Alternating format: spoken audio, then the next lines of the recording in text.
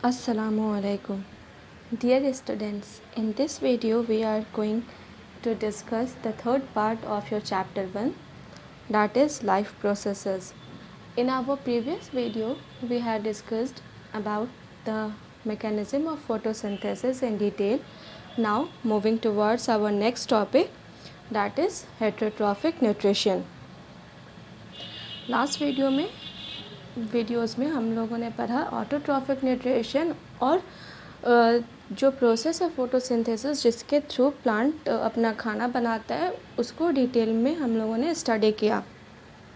दूसरे तरह का जो न्यूट्रिशन है वो है हेट्रोट्रॉफिक न्यूट्रिशन, मीन्स ऐसा न्यूट्रिशन जिसमें एनिमल्स दूसरे ऑर्गेनिज्म पर डिपेंड हो फॉर देयर फूड रिक्वायरमेंट, जो अपना खाना खुद से नहीं बनाते हों और ऑटोट्रॉफ्स पे या प्रोड्यूसर्स पे डिपेंड करना पड़े उनको खाने के लिए। Each organism is adapted to its environment. हर एक ऑर्गेनिज्म जो होता है वो क्या होता है, अपने एनवायरनमेंट के हिसाब से अडेप्टेड होता है। The form of nutrition differs depending on the type and availability of food material as well as how it is obtain by the organism.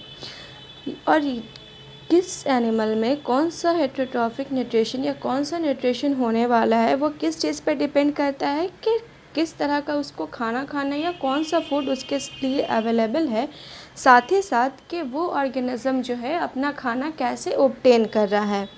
For example, whether the food source is stationary such as grass, जैसे कि herbivorous animal होते हैं, काऊ, buffalo या जितने भी dear, जितने भी herbivorous animal हैं उनका फूड क्या है, ग्रास। ग्रास क्या है कि स्टेशनरी, मीन्स कि ऐसा नहीं होगा कि ग्रास यहाँ से मूव करके वहाँ जाएगा, तो उनका जो खाने का तरीका होगा वो क्या होगा, डिफरेंट होगा। और दूसरे तरह का जो फूड होगा वो मोबाइल, मीन्स चलता फिरता, जैसे कि डियर किसका फूड होगा, फॉर एग्जांपल लायन खाएगा डियर को, तो लायन जिस तरह से फूड लेगा और एक डियर या काऊ जिस तरह से फूड लेता है वो दोनों में बहुत सारे क्या होगी, वेरिएशंस होगी, डिफरेंसेस होगा उनमें। would allow for differences in how the food is accessed and what is nutritive apparatus used by a cow and a lion.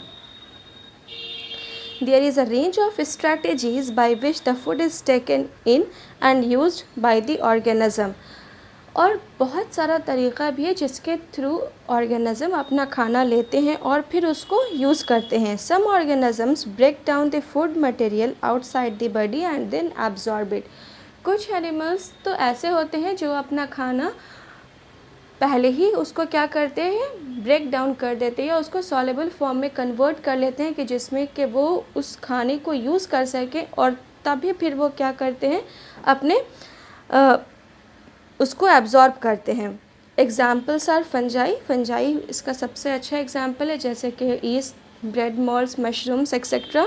Others take in whole material and break it down inside their bodies.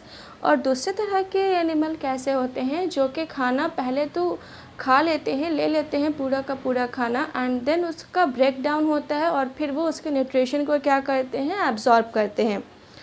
How do organisms obtain their nutrition. अब जो हम लोग जितना different तरह का animal है उतने ही different तरह के क्या होंगे, उनके मोड ऑफ न्यूट्रिशन होंगे, मीन्स हेट्रोट्रॉफिक में भी खाने का जो तरीका होगा वो अलग अलग होगा। Since the food and the way it is obtain differ, the digestive system is various in different organisms. क्योंकि जो खाना सारे ऑर्गेनिजम्स खा रहे हैं और उनको खाने का तरीका भी अलग अलग है, इसीलिए जो डाइजेस्टिव सिस्टम होगा, डाइजेस्टिव सिस्टम हम लोग उसको कहते हैं जो कि इस पूरे प्रोसेस में जितना भी ऑर्गन इस डाइजेशन के काम में एक साथ मिल के काम करे विथ देयर एसोसिएटेड ग्लैंड्स, इसको हम लोग क्या कहते हैं, डाइजेस्टिव सिस्टम कहते हैं। तो उन सारे ऑर्गेनिज्म का डाइजेस्टिव सिस्टम भी क्या होगा, डिफरेंट होगा। In a single cell organisms the food may be taken as by entire surface, जैसे कि अगर कोई सिंगल सेल ऑर्गेनिज्म है तो वो अपना जो फूड होगा वो पूरे के पूरे अपने बॉडी सरफेस से अपने अंदर ले गया, उसको एब्जॉर्ब करेगा।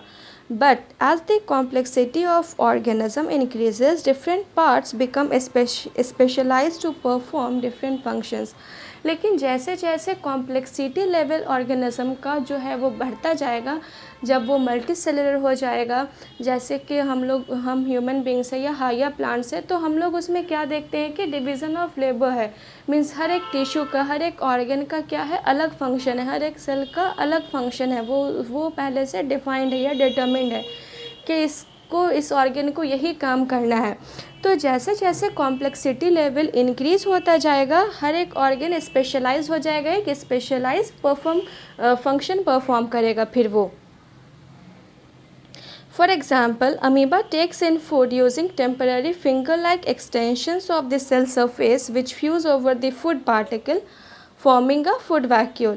जैसे कि एग्जाम्पल हम लोग अगर लें अमीबा का लें, वैसे तो आप लोग पैरामीशियम भी एक सिंगल सेल्ड ऑर्गेनिज्म है, बट उसका जो न्यूट्रिशन का लेने का तरीका है वो अमीबा से क्या होता है, डिफरेंट होता है। तो अगर अमीबा की बात करें हम लोग, तो वो क्या करता है, फिंगर लाइक एक्सटेंशंस, जिसको हम लोग सीडोपोडिया भी कहते हैं। Pseudo means false and podia is for feet. तो फॉल्स फीट के जैसा उसके बॉडी में से क्या निकलते हैं, एक्सटेंशन निकलते हैं, और वो एक्सटेंशन क्या करता है, फूड वैक्यूल बनाता है, और फूड पार्टिकल जो है उसमें फिर फ्यूज़ कर जाता है। Inside the food vacuole complex substances are broken down into simpler ones which then diffuses into the cytoplasm. और जैसे ही फूड वैक्यूल बना, उसमें क्या होता है कि जो भी फूड गया अंदर फूड वैक्यूल में, तो वो कॉम्प्लेक्स है, तो वो कॉम्प्लेक्स सब्सटेंस क्या होगा, सिंपलर सब्सटेंस में टूटेगा and then it diffuses to cytoplasm, मतलब कि फिर जो उसका न्यूट्रिशन होगा वो एब्जॉर्ब हो जाएगा साइटोप्लाज्म में। The remaining undigested material is moved to the surface of the cell and thrown out. और जो भी अनडाइजेस्टेड मटेरियल रह गया वो सेल के सरफेस तक जाएगा और फिर क्या हो जाएगा, बॉडी से बाहर चला जाएगा, थ्रोन आउट। यहाँ पे आपको ये फिगर दिख रहा होगा, nutrition in amoeba. Amoeba is a single celled organism, ठीक है। तो यहाँ पे इसका ये न्यूक्लियस है और ये फूड पार्टिकल है, और देख रहे होंगे कि अभी यहाँ पे कोई फिंगर लाइक एक्सटेंशन या प्रोजेक्शन हम लोग को इसके बॉडी में नहीं दिख रहा है, बट यहाँ पे ये क्या हो रहा है, इसका जो बॉडी का सरफेस है वो धीरे धीरे एक्सटेंड कर रहा है, जिसको हम लोग क्या कहते हैं, सीडोपोडिया कहते हैं, मीन्स फॉल्स फीट। और ये क्या बनाएगा, ये इसको अपने अंदर ले लेगा and it makes a food vacuole. Food vacuole में चला आया food particle, then it digested and diffuses to the cytoplasm and the undigested material कहाँ जाएगा, वो बॉडी के बाहर चला जाएगा। तो ये था एक सिंगल सेल ऑर्गेनिज्म में खाना खाने का या उनका न्यूट्रिशन का तरीका। हम लोगों को जो बेसिकली बात करना है वो न्यूट्रिशन इन ह्यूमन बींग्स है। आप लोगों ने पहले भी पढ़ा होगा nutrition in human beings, class 7 में पढ़े होंगे आप लोग। तो इसमें जो हम लोग पढ़ेंगे ऑलमोस्ट वही होगा, सिर्फ उसको थोड़ा और ज़्यादा अच्छे से पढ़ेंगे हम लोग, या ज़्यादा एक्सप्लेन वे में पढ़ेंगे। Nutrition in human beings, the alimentary canal is basically a long tube extending from the mouth to the anus. हम लोग सब जानते हैं कि जो भी हमारा पूरा डाइजेस्टिव सिस्टम है वो क्या है, एक एलिमेंट्री कैनाल है, उसको हम लोग एलिमेंट्री कैनाल या डाइजेस्टिव ट्रैक्ट भी कहते हैं। वो माउथ से स्टार्ट होता है और कहाँ पे ख़त्म होता है, एनस पे। और उसमें फिर जो भी सारा रीजन है, जो भी उसका सारा कंपार्टमेंट है एलिमेंट्री कैनाल का, उन सब का क्या होगा, अलग फंक्शन होगा। जैसे कि माउथ में टंग है, टीथ है, और तो इन लोगों का फंक्शन डिफरेंट होगा। उसके बाद आता है ओसोफेगस। ओसोफेगस फूड पाइप है, जहाँ से क्या जाएगा, माउथ से होते हुए एक रास्ता है फूड जाने का, ताकि फूड जो है स्टमक तक पहुँच जाए। देन फिर आपका आता है stomach, small intestine, large intestine. तो इन तीनों का भी क्या है, अलग अलग फंक्शन है। उसके बाद स्मॉल इंटेस्टाइन में भी 3 पार्ट्स हैं, लार्ज इंटेस्टाइन में भी 3 पार्ट है।